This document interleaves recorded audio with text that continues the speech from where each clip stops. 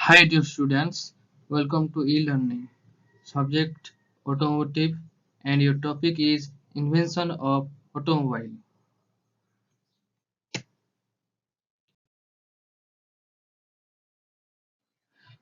ପିଲାମାନେ ଆଜି ଆମେ ପଢିବା ତୃତୀୟ ପର୍ଯ୍ୟାୟ ଏବଂ ତୃତୀୟ ପର୍ଯ୍ୟାୟରେ ମୋଟର ଯାନର ଉଦ୍ଭାବନ ଉପରେ କିଛି ପଢିବା ବା ଇନଭେନ୍ସନ ଅଫ ଅଟୋମୋବାଇଲ।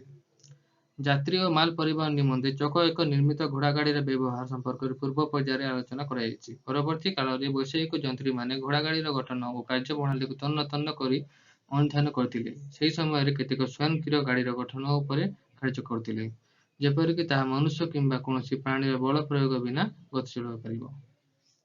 ତ ଆମେ ଆଗରୁ ପଢ଼ିଛା ଯେ ଘୋଡ଼ାଗାଡ଼ି କେନ୍ତା କରି ଚାଲ୍ସି କାଣା। ତ ତାର ପରେ କାଣା କଲେ ବୈଜ୍ଞାନିକମାନେ ବୈଷୟିକ ଯନ୍ତ୍ରୀମାନେ ଦେଖିଲେ ଯେ ଘୋଡ଼ାଗାଡ଼ି ରୁ ଆଉ କେନ୍ତା କରି ଉନ୍ନତ ଧରଣର ଇଞ୍ଜିନ୍ ବା ଆମେ ଜିନିଷଟା ବନେଇ ପାରମା।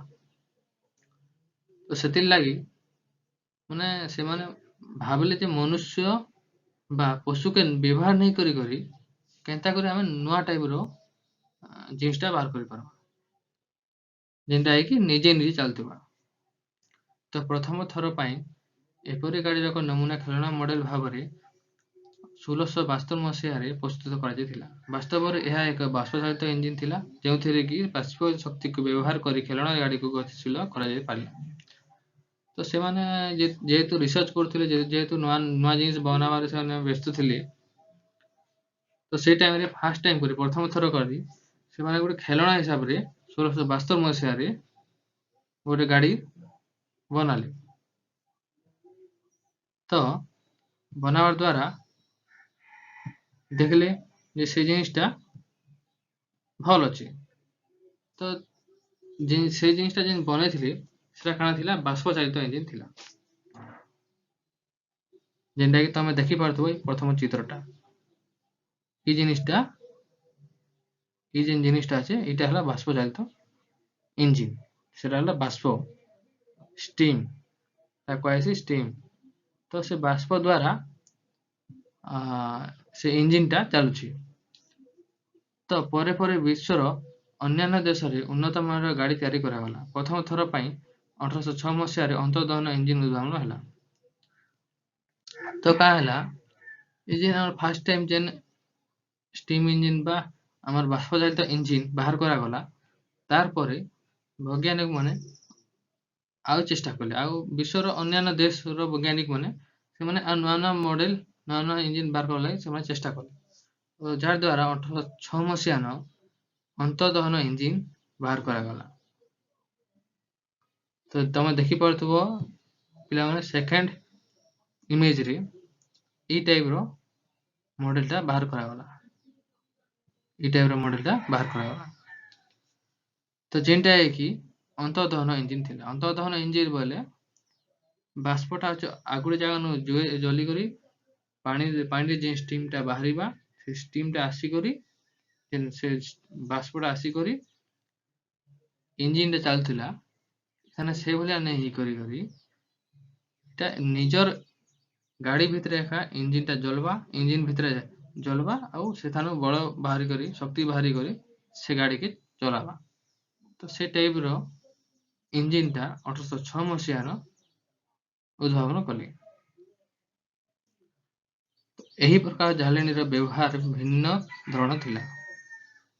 तो सेटा जेहेतु गैस चलुला, से टाइम रे से जिनिसटा गोटे नुआ धरण थिला। तो बाष्प इंजिन बाह्य दहन उपर आधारित हेबा बेले गैसीय जालेनी निमंते अंतर्दहन प्रणाली अवलंबन कराइबा। परवर्ती पर्यायर यार विशद आलोचना करा। जेहेतु अंतर्दहन इंजिन नुआ टाइप थिला, तो स्टीम इंजिन रु अंतर्दहन इंजिन पूरा डिफरेंस थिला, पूरा भिन्न थिला। तो से जिनिसटा के आके केंता कर व्यवहार कराइछि से ऊपर आमे आके देखमा। इतिमध्य रे वैज्ञानिक माने उन्नत मानर गाड़ी गठन उपरे उद्यम जारी रखिले। प्रथम करे 1885 मसीह यूरोप रे पेट्रोल बा गैसोलीन जालिन युक्त इंजिन तैयारी करागला। तो तार ऊपर वैज्ञानिक माने आउ केंता करी भल जिनिस माने करि पारमु बोली करी उद्यम जारी रखिले, चेष्टा कले। तो से टाइम रे काना हला 1885 मसिया न यूरोप रे पेट्रोल और गैस युक्त ଜାଳେଣୀ ଯୁକ୍ତ ଇଞ୍ଜିନ୍ ବନାବାରେ ସେମାନେ ସମର୍ଥ ହେଇପାରିଲେ, ଯେନ୍ଟାକି ତମେ ତୃତୀୟ ଇଞ୍ଜିନ୍ ଦେଖିପାରୁଛ। 1885 ମସିହାରେ ସେଇ ଇଞ୍ଜିନ୍ଟା ବାହାର କଲେ ୟୁରୋପରେ। କିନ୍ତୁ ନୂତନ ଉଦ୍ଭାବନ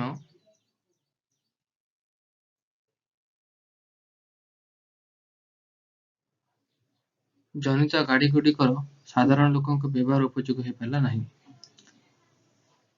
କାରଣ ସେଗୁଡ଼ିକ ଅତ୍ୟଧିକ ବ୍ୟୟ ସାପେକ୍ଷ ଥିଲା। ପୁନଶ୍ଚ ସେଗୁଡ଼ିକର ଗଠନ ଶୈଳୀରେ ସେପରି ସୁବିଧାଜନକ ବ୍ୟବସ୍ଥା ନଥିଲା। ଯେତେବେଳେ ନୂଆ ନୂଆ ମଡେଲ ଚାହିଦା ବୃଦ୍ଧି ପାଇଲା, ଗାଡ଼ିଗୁଡ଼ିକର ମୂଲ୍ୟ କ୍ରମଶଃ ହ୍ରାସ ପାଇଲା। ଅପରପକ୍ଷରେ ସେଗୁଡ଼ିକୁ ଆକର୍ଷଣୀୟ କରିବାକୁ ଚେଷ୍ଟା କରାଗଲା। ତ ଯେତେବେଳେ ନୂଆ ମଡେଲ ବାହାରିଲା ସେ ଟାଇମରେ କାଣା ହେଲା, ତାର ରେଟଟା ଅଧିକ ଥିଲା, ତାର ଦାମଟା ଅଧିକ ଥିଲା, ଯାହାଦ୍ୱାରା କି ସାଧାରଣ ଲୋକ ବ୍ୟବହାର କରିବାରେ ଉପଯୋଗ ହେଇ ନି ପାରିଲେ, ସେମାନେ ଅଧିକ ଟଙ୍କା ଦେଇ ନି ପାରିଲେ, ତ ସେ ଜିନିଷଟା ବ୍ୟବହାର କରି ନି ପାରିଲେ। ତ ସେମାନଙ୍କର ଅସୁବିଧାକେ ଦେଖିକରି ସେମାନେ ନୂଆ ନୂଆ ଶୈଳୀରେ ଆଉ ନୂଆ ନୂଆ ମଡେଲ ବାହାର କଲେ, ଯାହାଦ୍ୱାରା କି ତାର ଦାମ ବି କମିଗଲା ଆଉ ତାର ଚାହିଦା ବି ଲୋକମାନଙ୍କ କିଣିବାର ଚାହିଦା ବି ବଢିଗଲା। ତ ତାକେ ଆରୁ ଆକର୍ଷଣୀୟ ବନାବାର ଲାଗି ସେମାନେ ଆରୁ ଚେଷ୍ଟା କଲେ। ତ 1885 ମସିହାରେ ଜର୍ମାନୀର ବୈଜ୍ଞାନିକ ବୈଷୟିକ ଯନ୍ତ୍ରୀ କାର୍ଲସ ବେଞ୍ଚ ପ୍ରଥମ ବ୍ୟବହାରିକ ଯାନର ନୂତନ ମଡେଲ ନିର୍ମାଣ କରିଥିଲେ। ତ 1885 ମସିହାରେ ଜର୍ମାନର ଗୋଟେ ବୈଜ୍ଞାନିକ କାର୍ଲସ ବେଞ୍ଚ ସେ ଫାର୍ଷ୍ଟ ଟାଇମ ପ୍ରଥମ ଥର କରି ଗୋଟେ ନୂଆ ମଡେଲ ନିର୍ମାଣ କରିଥିଲେ। ଏହା ଅନ୍ତର୍ଦହନ ଇଞ୍ଜିନ ବିଶିଷ୍ଟ ବ୍ୟବହାରିକ ମଡେଲ ଯାନ ଥିଲା, ଯାହାକୁ ମୋଟର ୱାଗନ ବୋଲି କୁହାଯାଉଥିଲା। ଆଉ ସେଟା ଥିଲା ଅନ୍ତର୍ଦହନ ଇଞ୍ଜିନ ଥିଲା, ଆଉ ତାର ନାଁ ଦେଇଥିଲେ ମୋଟର ୱାଗନ। ଯଦିଓ ସେହି ସମୟରେ ୟୁରୋପରେ ଅନ୍ୟାନ୍ୟ ଖ୍ୟାତନାମା ବୈଜ୍ଞାନିକ ଯଥା ଗୋଟଲିବ ଡାଏମଲାର, ୱିଲିୟମ ବ୍ୟାଞ୍ଚ ଏବଂ ସିଗଫ୍ରେଡ ମାର୍କସ ଏପରି ଯାନର ବିଭିନ୍ନ ତ୍ରୁଟି ସମ୍ପର୍କରେ ଅନୁଧ୍ୟାନ କରୁଥିଲେ, କିନ୍ତୁ ବୈଜ୍ଞାନିକ କାର୍ଲସ ବେଞ୍ଚ ଆଧୁନିକ ମଡେଲ ଯାନର ଉଦ୍ଭାବକ ଭାବେ ବିବେଚିତ ହୋଇଥିଲେ। ଯେତେବେଳେ କାର୍ଲସ ବେଞ୍ଚ ଗୋଟେ ନୂତନ ମୋଟର ଯାନ ଉଦ୍ଭାବନ କଲେ, ତ ସେ ତାର ଉପରେ ୟୁରୋପର 3ଟା ବୈଜ୍ଞାନିକ ତାର କାଣା ତ୍ରୁଟି ଅଛେ ସେ ଉପରେ ଅନୁଧ୍ୟାନ କରୁଥିଲେ। କିନ୍ତୁ ସେ ଟାଇମରେ କାର୍ଲସ ବେଞ୍ଚକୁ ଆଧୁନିକ ମଡେଲ ଯାନର ଆଧୁନିକ ଯୁଗରେ ଯେନ୍ ମଡେଲ ଯାନ ବାହାରିଥିଲା ସେ ତାର ଉଦ୍ଭାବକ ଭାବେ ଜାଣିଗଲେ ସବୁ। ଜର୍ମାନୀର ମାନେହମ୍ ଠାରେ କାର୍ଲସ ବେଞ୍ଚ 1885 ମସିହାରେ ନିଜସ୍ୱ ପ୍ରସ୍ତୁତ 4 ଷ୍ଟୋକ ବିଶିଷ୍ଟ ଗ୍ୟାସୋଲିନ ଇଞ୍ଜିନ ତିଆରି କରିଥିଲେ, ଯାହାକି 1883 ମସିହାରେ ସ୍ଥାପିତ ବେଞ୍ଚ ଏବଂ ସାଇ କମ୍ପାନୀ ଦ୍ୱାରା ସ୍ୱୀକୃତି ଲାଭ କରିଥିଲା। ତ କାର୍ଲସ ବେଞ୍ଚ 4 ଷ୍ଟୋକ ବିଶିଷ୍ଟ ଗୋଟେ ଇଞ୍ଜିନ 1885 ମସିହାରେ ସେ ପ୍ରସ୍ତୁତ କରିଥିଲେ, ଯେନ୍ କମ୍ପାନୀ କି ବେଞ୍ଚ ଏବଂ ସାଇ କମ୍ପାନୀ 1883 ମସିହାରେ ସେ ସ୍ୱୀକୃତି ଲାଭ କରିଥିଲା। ସେ ତାନେ 1885 ମସିହାରେ ସେ 4 ଷ୍ଟୋକ ବିଶିଷ୍ଟ ଗ୍ୟାସୋଲିନ ଇଞ୍ଜିନ ଉଦ୍ଭାବନ କଲେ। ଏହା ଏକ ସମନ୍ୱିତ ଉପକରଣ ସମ୍ବଳିତ ଯାନ ଥିଲା, ଯେଉଁଥିରେ କି ଉପଲବ୍ଧ ଉପକରଣ ବ୍ୟତୀତ ଅନ୍ୟାନ୍ୟ ନୂତନ ଉପକରଣ ଗୁଡ଼ିକ ବ୍ୟବହାର କରାଯାଇଥିଲା। ଏହା ଏକ ପ୍ରକାର ନୂତନ ଉଦ୍ଭାବନ ଥିଲା, ଯାହାକି ବେଞ୍ଚ ତାଙ୍କର ସେହି ଉତ୍ପାଦନ ଗୁଡ଼ିକ 1888 ମସିହାରେ ବିକ୍ରି ଆରମ୍ଭ କଲେ। ତ ଏଇଟା ଗୋଟେ ମାନେ ନୂଆ ଟାଇପର ଉଦ୍ଭାବନ ଥିଲା, ଯେନ୍ଟା କି ବହୁତ ଜିନିଷ ତାର ଅଧିକ ଉପକରଣ ଲାଗିଥିଲା। ତ ସେଥିର୍ଲାଗି ସେ ଜିନିଷଟା ନୂଆ ଟାଇପର ହେଇଯାଇଥିଲା। ଆଉ ତାହାକେ ବେଞ୍ଚ କାଁ କଲେ 1888 ମସିହାନ ବିକବାର ଆରମ୍ଭ କରିଦେଲେ। ବେଞ୍ଚ 1878 ମସିହାରେ ତାଙ୍କର ନିର୍ମିତ 4 ଷ୍ଟୋକ ବିଶିଷ୍ଟ ଇଞ୍ଜିନ ନିମନ୍ତେ ଅନୁମତି ପତ୍ର ଏଟା ଭୁଲ ଅଛି, ଆଉ ଏଟା ହେବା ଆମର 1800 ହେବା, ଏଟା ହେଲା 1800 ହେଲା, ଏଟା 1800 ହେବା ବିଲିଆ।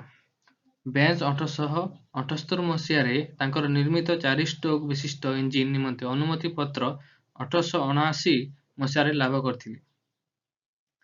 ତ ବେଞ୍ଚ ଯେନ୍ଟାକି 1878 ମସିହାନ 4 ଷ୍ଟୋକ୍ ଇଞ୍ଜିନ୍ ଯେନ୍ ବନେଇଥିଲେ ତାର ଲାଇସେନ୍ସ ବିକବାର୍ ଲାଗି ଅନୁମତି ପ୍ରାପ୍ତ ପାଇଲେ 1879 ମସିହାନ।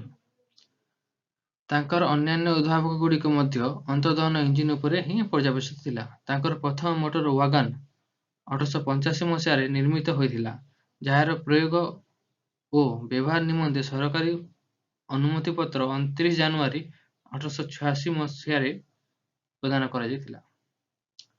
ତ ତାଙ୍କର ଯେତେ ବି ଉଦ୍ଭାବନ ଥିଲା ତାର ଆଗକେ ଯେତେ ବି ଉଦ୍ଭାବନ କଲେ ତ ସେଟା କାଣା ଥିଲା ଅନ୍ତର୍ଦହନ ଇଞ୍ଜିନ୍ ଉପରେ ଥିଲା। ତ ତାଙ୍କର ପ୍ରଥମ ଥର କରି ଯେନ୍ ମୋଟର ଯାନଟା ବାହାର କରିଥିଲେ ତାର ନାଁ ଥିଲା ମୋଟର ୱାଗନ୍। ଆଉ ସେ 1885 ମସିହାରେ ସେ ମୋଟର ୱାଗନ୍ଟା ବାହାର କରିଥିଲେ ପ୍ରଥମ ଥର କରି। ତ ତାକେ ବ୍ୟବହାର କରବାର୍ ଲାଗି ବା ତାକେ ପ୍ରୟୋଗ କରବାର୍ ଲାଗି ବା ବ୍ୟବହାର କରବାର୍ ଲାଗି ସରକାରଙ୍କ ଠାରୁ ସେ 29 ଜାନୁଆରୀ 1886 ମସିହାନ ଅନୁମତି ପ୍ରାପ୍ତ ପାଇଲେ। ତ ବେଞ୍ଚ ତାଙ୍କର ମୋଟର ଯାନ ଗୁଡ଼ିକର ଉତ୍ପାଦନ ଜୁଲାଇ 3 ଏଟା ବି ଭୁଲ ଅଛି, କରେକ୍ସନ କରିଦେବ। ବେଞ୍ଚ ତାଙ୍କର ମୋଟର ଯାନ ଗୁଡ଼ିକର ଉତ୍ପାଦନ ଜୁଲାଇ 3 1886 ରେ ଆରମ୍ଭ କରିଥିଲେ ଓ ପ୍ରାୟ 25ଟି ବେଞ୍ଚ ନିର୍ମିତ ଯାନ 1883 ରୁ 1893 ମଧ୍ୟରେ ବିକ୍ରି କରାଯାଇଥିଲା। ତ ବେଞ୍ଚ କାଣା କଲେ 3 ଜୁଲାଇ 1886 ରେ ଆରମ୍ଭ କରିଥିଲେ ଯାନଟା 25ଟା ବେଞ୍ଚ କମ୍ପାନୀ ନିର୍ମିତ ମୋଟର ଯାନ 1883 ରୁ 1893 ଭିତରେ ବିକିବାର ଲାଗି ଆରମ୍ଭ କରିଥିଲେ, ବିକିବା ପାଇଁ ଆରମ୍ଭ କରିଥିଲେ। ହେଲେ ଏଇ ଥାନେ ବି ଗୋଟେ ଜିନିଷଟା ଭୁଲ ଅଛି, ଏଟା ହେଲା 1888 ହେବା ହେଲା 1888 ରୁ 1893 ମଧ୍ୟରେ ବିକ୍ରୟ କରାଯାଇଥିଲା। ତ 25ଟା ଯେନ୍ ବେଞ୍ଚ କମ୍ପାନୀ ଯାନ ଥିଲା 1888 ରୁ 1893 ଭିତରେ ବିକ୍ରି କରାଯାଇଥିଲା। ତାଙ୍କର ଏହି 4 ଷ୍ଟୋକ୍ ବିଶିଷ୍ଟ ଇଞ୍ଜିନ୍ ଆଧୁନିକ ଉପଭୋକ୍ତା ମାନେ ସହଜରେ କ୍ରୟ କରିପାରୁଥିଲେ। ସେଗୁଡ଼ିକ 4 ଷ୍ଟୋକ୍ ବିଶିଷ୍ଟ ଇଞ୍ଜିନ୍ ଥିଲା। ଫ୍ରାନ୍ସର ବୈଜ୍ଞାନିକ ରୋଗର ମଧ୍ୟ ବ୍ରୋଞ୍ଜ ଇଞ୍ଜିନ୍ ଯୁକ୍ତ ମୋଟର ଯାନ ନିର୍ମାଣ କରିଥିଲେ। ତ ବେଞ୍ଚଙ୍କ ଯେନ୍ କମ୍ପାନୀ ବନେଇଥିଲେ 25ଟା ଯେନ୍ ବେଞ୍ଚ କମ୍ପାନୀର ଯାନ ବିକ୍ରି ହେଇଥିଲା କମ୍ ଟଙ୍କାର ଥିଲା। ତ ସେଟାକେ ମାନେ ଲୋକମାନେ କିଣିବାର ଲାଗି ସେ ସହଜରେ କିଣି ପାରୁଥିଲେ ସେଟାକେ। ତାରପରେ କାଣା ହେଲା ଫ୍ରାନ୍ସର ଗୋଟେ ବୈଜ୍ଞାନିକ ତାଙ୍କର ନାଁ ହେଲା ରୋଗର, ସେ କାଣା କଲେ ବ୍ରୋଞ୍ଜରେ ସେ ଇଞ୍ଜିନଟା ବନାଲେ। ତ ବ୍ରୋଞ୍ଜ ଦ୍ୱାରା ଇଞ୍ଜିନଟା ବନବା ଦ୍ୱାରା ମୋଟର ଯାନ ନିର୍ମାଣ କ୍ଷେତ୍ରରେ ଫ୍ରାନ୍ସର ବହୁଳ ଅଗ୍ରଗତି ଫଳରେ ସେଠାରେ ରୋଗରଙ୍କ ନିର୍ମିତ ମୋଟର ଯାନ ବିକ୍ରି କରାଯାଇଥିଲା। ରୋଗର ମଧ୍ୟ ବେଞ୍ଚ ଅନୁମତି ପ୍ରାପ୍ତ ଇଞ୍ଜିନକୁ ବ୍ୟବହାର କରିଥିଲେ। ତ କାଣା ହେଲା ଫ୍ରାନ୍ସରେ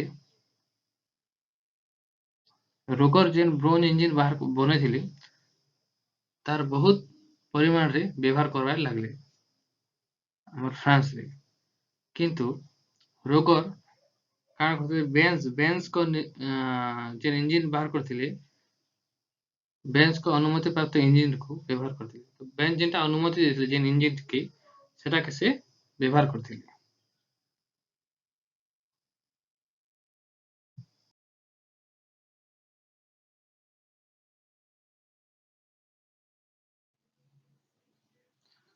ଅଗଷ୍ଟ 1888 ରେ ବେଞ୍ଚଙ୍କର ପତ୍ନୀ ବର୍ଥା ବେଞ୍ଚ ତାଙ୍କର ସ୍ୱାମୀଙ୍କର ଉଦ୍ଭାବନର ପ୍ରମାଣ ନିମନ୍ତେ ପ୍ରଥମ କରି ବେଞ୍ଚ ମୋଟର ଯାନର ସଡ଼କ ପଥରେ ଯାତ୍ରା କରିଥିଲେ। ଫାର୍ଷ୍ଟ ଟାଇମ୍ କାଣା ହେଲା ବେନ୍ସଙ୍କର ପତ୍ନୀ ବର୍ଥା ବେନ୍ସ କାଣା କଲେ ପ୍ରମାଣ ହିସାବରେ ରାସ୍ତା ଉପରେ 1888 ମସିହାନ ସେ ଗାଡ଼ିଟା ବାହାର କଲେ ବା ଯାତ୍ରା କଲେ ସେ ତାର ଦ୍ୱାରା। ବିଂଶ ଶତାବ୍ଦୀର ଶେଷ ପର୍ଯ୍ୟାୟ ଆଡ଼କୁ ବେନ୍ସ କମ୍ପାନୀ ପୃଥିବୀର ବୃହତ୍ତମ ମୋଟରଯାନ କମ୍ପାନୀ ଭାବେ ବିବେଚିତ ହୋଇପାରିଥିଲା। କମ୍ପାନୀ 1869ରେ 572 ଗୋଟି ମୋଟରଯାନ ଉତ୍ପାଦନ କରିବାର କ୍ଷମତା ହାସଲ କରିପାରିଥିଲା। ଊନବିଂଶ ଶତାବ୍ଦୀର ଶେଷ ଭାଗକୁ ୟୁରୋପ ଓ ଆମେରିକାରେ ଅନେକ ମୋଟରଯାନ ଉତ୍ପାଦନ କମ୍ପାନୀ ଗଢ଼ି ଉଠିଲା। ତ ବିଂଶ ଶତାବ୍ଦୀ ଆଡ଼େ ବେନ୍ସଙ୍କର କମ୍ପାନୀ ସବୁଠାରୁ ବଡ଼ କମ୍ପାନୀ ହିସାବରେ ଜଣାଗଲା ପୃଥିବୀରେ। ତ ଯେହେତୁ ସେ ବଡ଼ କମ୍ପାନୀ ହେଇଯାଇଥିଲା 1869ରେ ସେ କାଣା କଲା 572ଟା ମୋଟରଯାନ ଉତ୍ପାଦନ କଲା। ତାପରେ 19 ଶତାବ୍ଦୀରେ କାଣା ହେଲା ୟୁରୋପରେ ଆରୁ ଆମେରିକାରେ ସେ ଭଳିଆ କମ୍ପାନୀ ବହୁତ ହେଇଗଲେ, ନୂଆ ନୂଆ କମ୍ପାନୀ ବନାବାରେ ସବୁ ଲାଗିଲେ। ତ ସେମାନେ ଭିନ୍ନ ଭିନ୍ନ ମଡେଲର ଗାଡ଼ି ତିଆରି କଲେ। ଯେ ନୂଆ ନୂଆ କମ୍ପାନୀ ଗୁଡ଼ିକ ହେଲା ସେମାନେ କାଣା କଲେ ଆଉ ନୂଆ ନୂଆ ମଡେଲ ଗୁଡ଼ାକ ବାହାର କଲେ, କିନ୍ତୁ ସାଧାରଣ ଲୋକଙ୍କ ପାଇଁ ସେଗୁଡ଼ିକ ବ୍ୟୟ ସାପେକ୍ଷ ଥିଲା। ରାଜା ଓ ମହାରାଜା ଓ ରାଣୀମାନଙ୍କ ଦ୍ୱାରା ବ୍ୟବହୃତ ହେଉଥିଲା। ସାଧାରଣ ଲୋକ ମୋଟର ଯାନଟିଏ କିଣିବା ପାଇଁ ସମର୍ଥ ନଥିଲା। ମୋଟର ଯାନ ଗୁଡ଼ିକର ମୂଲ୍ୟ ହ୍ରାସ କରିବା ନିମନ୍ତେ ୟୁରୋପ ଓ ଆମେରିକାର ବୈଜ୍ଞାନିକମାନେ ଉଦ୍ୟମ ଜାରି ରଖିଥିଲେ। ମୋଟର ଯାନ ନୂଆ ନୂଆଟା ବାହାର କଲେ, ନୂଆ ନୂଆ ମଡେଲ ବାହାର କଲେ, କିନ୍ତୁ ସେଟା କାଣା ଥିଲା ବହୁତ ରେଟ୍ ଥିଲା, ଯାହାଦ୍ୱାରା କି ସାଧାରଣ ଲୋକମାନେ କିଣି ନେଇ ପାରୁଥିଲେ, ଯେନ୍ଟାକି ରାଜା ମହାରାଜା ଆରୁ ରାଣୀମାନେ ବ୍ୟବହାର କରିପାରୁଥିଲେ, କାରଣ ସେମାନଙ୍କ ପାଖରେ ଅଧିକ ଟଙ୍କା ଥିଲା। ତ ଦେଖିଲେ ଯେହେତୁ ବିକ୍ରି ମାନେ ସାଧାରଣ ଲୋକ ଲାଗି ଉପଯୋଗ ନେଇ ପାରୁଛି, ସେଥିଲାଗି ତାର ରେଟ୍ କେ କମାବାର ଲାଗି ସେମାନେ ଚେଷ୍ଟା କଲେ ୟୁରୋପ ଆରୁ ଆମେରିକାର ବୈଜ୍ଞାନିକମାନେ। ତ ପ୍ରଥମ ଥର 1902 ମସିହାରେ ରାନସ୍ ଓଲ୍ଡସ୍ ତାଙ୍କର ମୋଟର କାରଖାନା ଓଲ୍ଡମ୍ ମୋବାଇଲ ଫ୍ୟାକ୍ଟରୀରେ ସ୍ୱଳ୍ପ ମୂଲ୍ୟଯୁକ୍ତ ମୋଟର ଯାନ ଅଧିକ ସଂଖ୍ୟାରେ ଉତ୍ପାଦନ ଆରମ୍ଭ କଲେ। ଫାର୍ଷ୍ଟ ଟାଇମ୍ କାଣା ହେଲା ତାର ପରେ 1902 ମସିହାନ ରାନାଲ୍ଡ ଓଲ୍ଡସ୍ କମ୍ ରେଟ୍ର ମୋଟର ଯାନ ତିଆରି କଲେ, ଯାହାକି 1802 ମସିହାରେ ଇଂଲଣ୍ଡର ବୈଜ୍ଞାନିକ ମାର୍କ ଇସ୍ମାବାର୍ଡଙ୍କ ମୋଟର ଯାନ ସଂଯୋଜନା ତତ୍ତ୍ୱ ଉପରେ ଆଧାରିତ ଥିଲା, ଯେନ୍ଟାକି ଇଂଲଣ୍ଡର 1802 ମସିହାରେ ଯେନ୍ ବୈଜ୍ଞାନିକ ବନେଇଥିଲେ ମାର୍କ ଇସ୍ମାବାର୍ଡ, ତାଙ୍କର ଆଧାରରେ ଇ ନୂଆଟା ସେ ବାହାର କଲେ। ଏହାର ଗଠନ ଶୈଳୀ ଓ ଉପକରଣ ସଂଯୋଜନା ତତ୍ତ୍ୱ 1821 ମସିହାରେ ବୈଜ୍ଞାନିକ ଥୋମାସ ବ୍ଲାକଚାର୍ଡଙ୍କ ଦ୍ୱାରା ତାଙ୍କର ମୋଟର କାରଖାନା ସ୍ପ୍ରିଙ୍ଗଫିଲ୍ଡ ଆର୍ମୋରୀ ପି ମ୍ୟାସାଚୁସେଟ୍ସଠାରେ ପ୍ରସ୍ତୁତ କରାଯାଇଥିଲା। ତ ତାର ଫାର୍ଷ୍ଟ ଟାଇମ୍ ତାର ଗଠନ ଶୈଳୀ ଓ ଉପକରଣ ସଂଯୋଜନା ତତ୍ତ୍ୱ 1821 ମସିହାନ ଥୋମାସ ବ୍ଲାକଚାର୍ଡ ତାଙ୍କର କାରଖାନାରେ ବନେଇଥିଲେ, ସେ କାରଖାନାରେ ବନାଯାଇଥିଲା। ତାରପରେ 1814 ମସିହାରେ ହେନରୀ ଫୋର୍ଡ ଏହି ପ୍ରଥମ ଫୋର୍ଡ କମ୍ପାନୀ ମଡେଲ ଟି ମୋଟର ଯାନ ଅଧିକ ସଂଖ୍ୟାରେ ତିଆରି କଲା। ଫଳତଃ 1914 ମସିହାରେ କମ୍ପାନୀର ଜଣେ କାରିଗର ତାର ଗୋଟିଏ ମାସର ଦରମା ଦେୟରେ ଗୋଟିଏ ମଡେଲ ଟି ମୋଟର ଯାନ କିଣିବାକୁ ସମର୍ଥ ହୋଇପାରିଲେ। ତ ପିଲାମାନେ ତମେ ଦେଖିପାରୁଥିବ ଏଟା ଅଛି ମଡେଲ ଟି, ଫୋର୍ଡ କମ୍ପାନୀର ମଡେଲ ଟି ଯେହେତୁ ଗାଡ଼ି।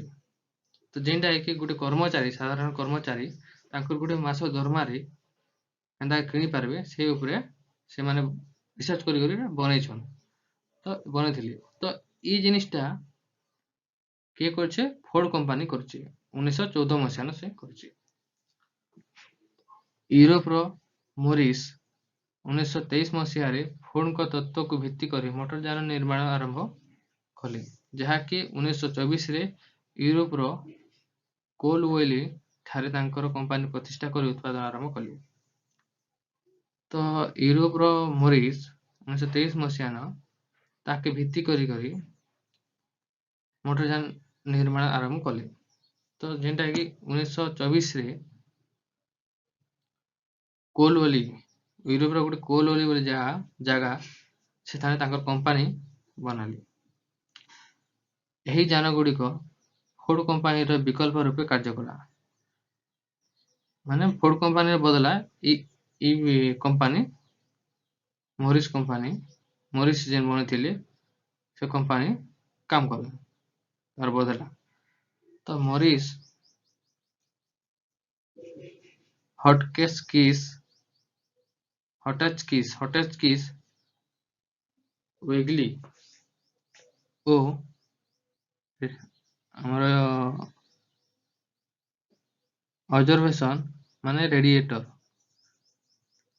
ଯେନ୍ଟାକି ଫାଷ୍ଟ ଇଞ୍ଜିନ୍, ଗିୟରବକ୍ସ ଆଉ ରେଡିଏଟର ଆଦି କ୍ରୟ କରି ତାଙ୍କର ମୋଟର ଯାନ ନିର୍ମାଣ କଲେ। ତ ସେ କାଣା କଲେ, ଫାଷ୍ଟ ଇ ଜିନିଷଟା କିଣିଦେଲେ ସେମାନେ, ଇଞ୍ଜିନ୍, ଗିୟରବକ୍ସ ଆଉ ରେଡିଏଟର ଏଇ ଜିନିଷଟା କିଣିଦେଲେ ଆରୁ ତାଙ୍କର ମୋଟର ଯାନ ବନାବାରେ ସେ ପ୍ରସ୍ତୁତ କଲେ। ତ 1925 ବେଳକୁ ବ୍ରିଟିଶର ପ୍ରାୟ 41% ମୋରିସ୍ ମୋଟର ଯାନ ଥିଲା। ଏହା ବ୍ରିଟିଶ ବଜାରକୁ ଆୟତ୍ତ କରିପାରିଲା। ବ୍ରିଟେନରେ ଅନ୍ୟାନ୍ୟ ଛୋଟ ଛୋଟ ମୋଟର ଯାନ ଉତ୍ପାଦନ କମ୍ପାନୀମାନେ ପ୍ରତିଦ୍ୱନ୍ଦ୍ୱିତା କରିପାରିଲେ ନାହିଁ। ଫ୍ରାନ୍ସର ଅଟୋମୋବାଇଲ କମ୍ପାନୀ 1919 ମସିହାରେ ନୂତନ କୌଶଳ ପ୍ରୟୋଗ କରି ବାର୍ଷିକ 100 ମୋଟର ଯାନ ନିର୍ମାଣ କରିବାରେ ସମର୍ଥ ହେଲେ। ତ 1925ରେ କାଣା ହେଲା, ମୋରିସ୍ କମ୍ପାନୀର ଗାଡ଼ି ବ୍ରିଟିଶରେ 41% ଲୋକ ବ୍ୟବହାର କଲେ, ଯେନ୍ଟାକି ବ୍ରିଟିଶର ବଜାରକେ ସେମାନେ ବଜାରରେ ଫେଲିଗଲା, ଆୟତ୍ତ କରିନେଲା। ତ ବ୍ରିଟିଶର ଯେନ୍ ଛୋଟ ଛୋଟ କମ୍ପାନୀ ଥିଲେ ସେମାନେ କାଣା ହେଲା, ତାଙ୍କର ସହିତ ପ୍ରତିଦ୍ୱନ୍ଦ୍ୱିତା କରି ନି ପାରିଲେ। ତାପରେ ଫ୍ରାନ୍ସର ଅଟୋମୋବାଇଲ ସିଟ୍ରୋଏନ୍ 1919 ମସିହାନ କାଣା କଲା କି ନୂଆ ଷ୍ଟାଇଲରେ, ନୂଆ ମଡେଲ, ନୂଆ ଜ୍ଞାନ କୌଶଳ, ନୂଆ ଟେକ୍ନୋଲୋଜି ବ୍ୟବହାର କରି 100ଟା ମୋଟର ଯାନ ନିର୍ମାଣ କଲେ। ସେହିପରି ରେନଲ୍ଡସ 10 ସିଭି ଏଣ୍ଡ ପ୍ୟୁଜିଅଟ୍ସ 5 ସିଭି 1925 ମସିହାରେ ପ୍ରାୟ 5,50,000 ମୋଟର ଯାନ ତିଆରି କଲେ। ତ 100ଟା ଯେନ୍ ମୋଟର ଯାନ ତିଆରି କଲେ, ସେ ଭଳିଆ ଇ ଦୁଇଟା ରେନଲ୍ଡସ ଆଉ ପ୍ୟୁଜିଅଟ୍ସ କାଣା କଲେ, 5,50,000 ମୋଟର ଯାନ 1925 ମସିହାରେ ତିଆରି କଲେ।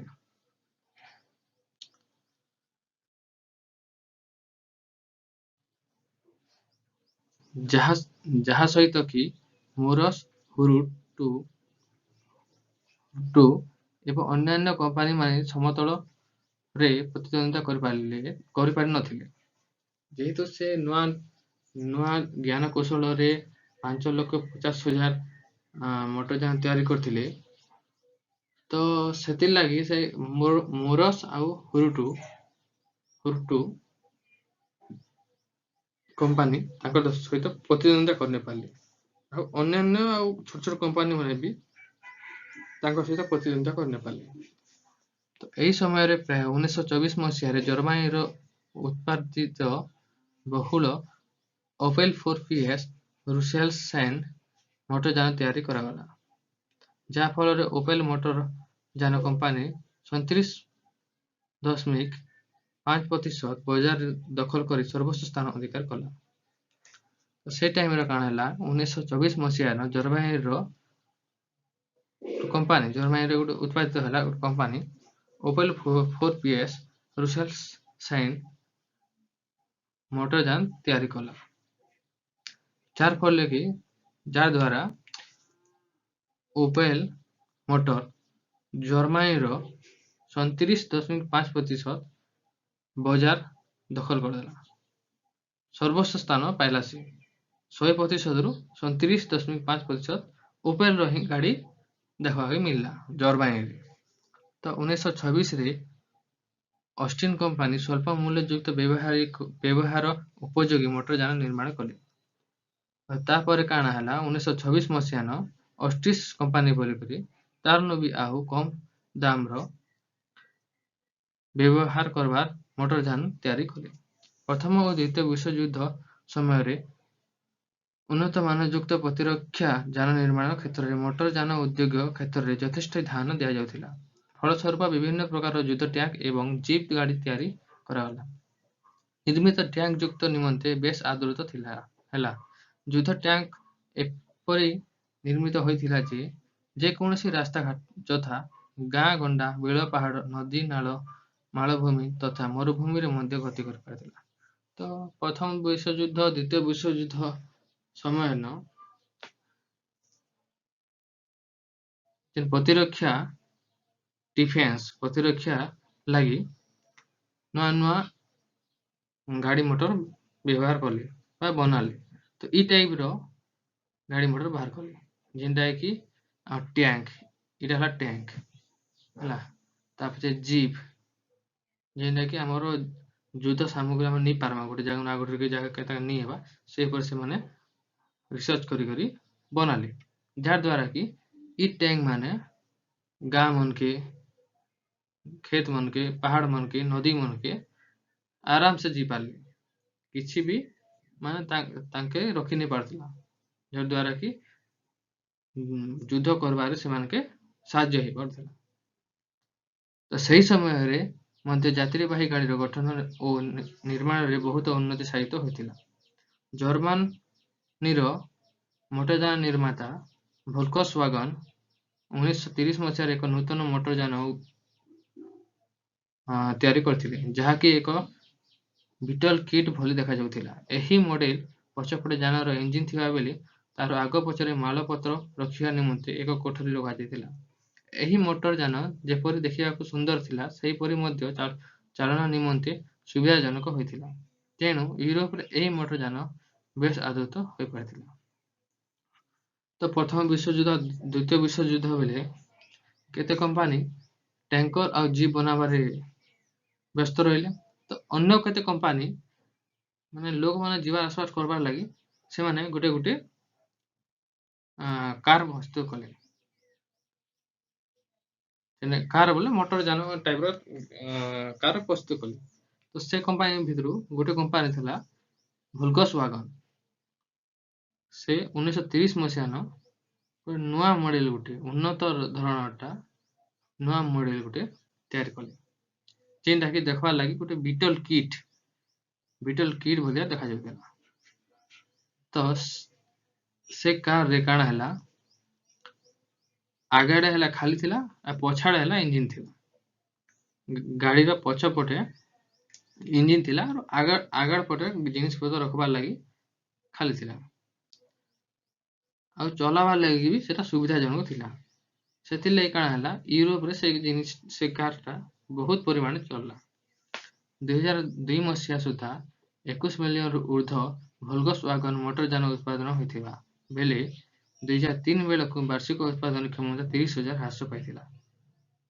तो काना हैला 2002 मसीहान से वोल्क्सवागन रो गाड़ी 21 मिलियन होइथिला 2002 मसीहा सुधा माने 1930 रु 2002 मसीहा सुधा हेते भितरे 21 मिलियन रु अधिक बाहर करि पारथिले।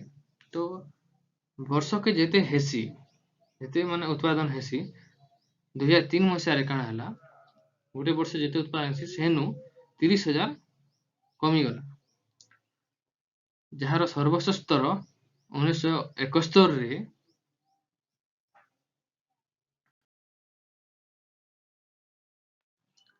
1.37 मिलियन थिला। तो 1930 मसीहा नु 2002 भितरे जेते भी माने हमर उत्पादन हैला 1971 मसीहा न 1.3 ମିଲିୟନ ଥିଲା, ସବୁଠାରୁ ଅଧିକ ଥିଲା। ତ ଭୋଲକ୍ସୱାଗନ୍ 2003 ମସିହାରେ ତାଙ୍କର ଉତ୍ପାଦନ ବନ୍ଦ କରାଗଲା ବୋଲି ଘୋଷଣା କଲେ, କିନ୍ତୁ ୟୁରୋପ ଓ ଆମେରିକା ବଜାରରେ ଏହି ଯାନଗୁଡ଼ିକର ତାରତମ୍ୟ ଦେଖାଯିବାରୁ ଆମେରିକୀୟମାନଙ୍କର ଏଥିପ୍ରତି ଭଲ ଧାରଣା ନଥିଲା।